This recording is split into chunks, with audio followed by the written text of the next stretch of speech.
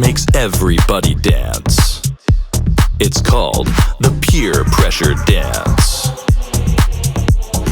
This is how you do it. Listen closely. Keep your arms at your sides. If you have pockets, put your hands inside of them.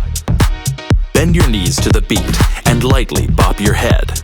Try to find a delicate balance between not moving so much that you stand out, while also not standing completely still, which also makes you stand out. An expert at this dance will completely disappear, like a ninja, or Harry Potter when he puts on his invisibility cloak, or your neighbor's cat that you ran over last week. I'm sorry, Mrs. Pemberton, I don't know where your cat is, I swear. If someone at the party makes eye contact with you, smile and slightly exaggerate your movements. Oh yeah, you love this song. As soon as they look away, go back to barely moving.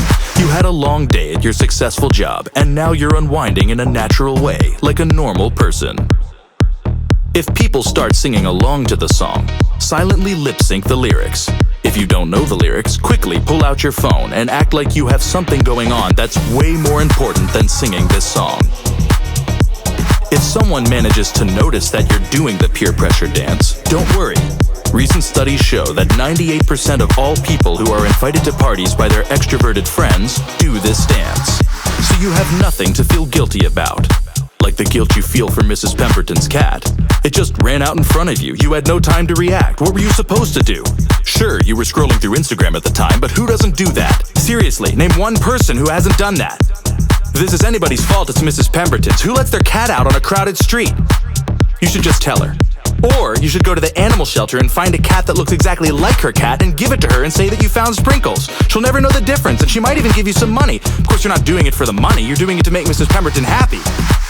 And you're doing it to make sure you can sleep at night without nightmares of Mrs. Pemberton watching as her precious cat gets crushed under your tires, watching its head pop like a grapefruit under a sledgehammer. Oh God, there's blood everywhere. There's so much blood. I tried to give it CPR, but there's no mouth. There's no mouth!